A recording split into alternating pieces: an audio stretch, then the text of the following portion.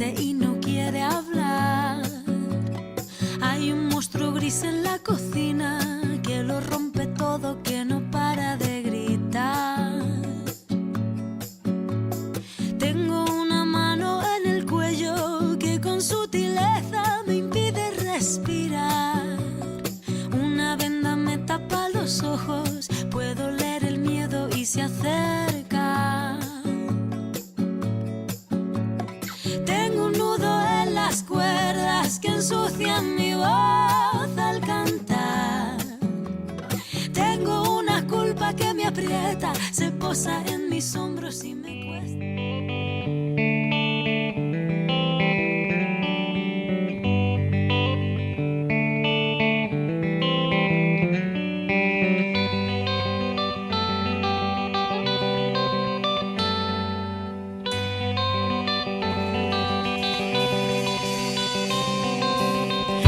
Puede guardar toda el agua del mar en un vaso de cristal. ¿Cuántas gotas tienes que dejar caer hasta ver la marea crecer? ¿Cuántas veces te he hecho sonreír? Esta no es manera de vivir.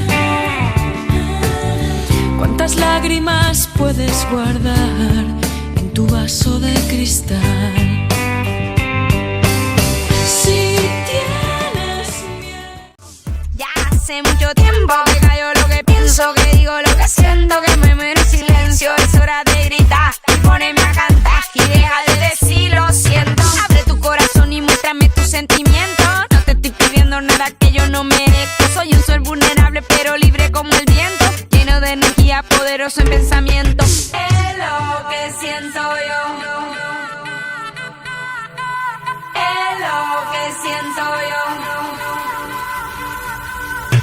La huepa, yo voy a florecer y no desaparece. La huepa, como te enseñaron en la calle. La huepa, yo voy a florecer y no desaparece. La huepa, como te enseñaron en la calle. Ya saqué mi conclusión porque hice esta canción pa' todas las mujeres del mundo. Tanta discriminación.